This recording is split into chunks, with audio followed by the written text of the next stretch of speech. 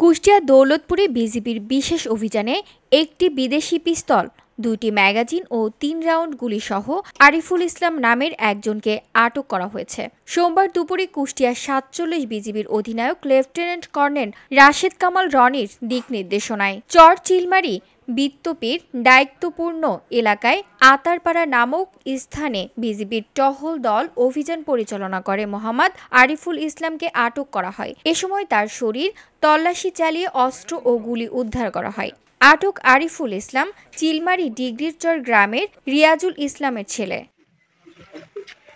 কুষ্টিয়া ৪৭ বিজিবির অধিনায়ক lieutenant colonel Rashed Kamal Roni বিষয়টি নিশ্চিত করে বলেন, বিজিবির অভিযানে অস্ত্রসহ আরিফুল ইসলামকে আটক করা হয়েছে। এ বিষয়ে দৌলতপুর থানায় মামলা দায়ের করা হয়েছে। সীমান্ত নিরাপত্তা নিশ্চিত করতে এবং মাদক পাচার সহ সব ধরনের অবৈধ কার্যক্রম প্রতিরোধে কঠোর অবস্থানে রয়েছে বিজিবি।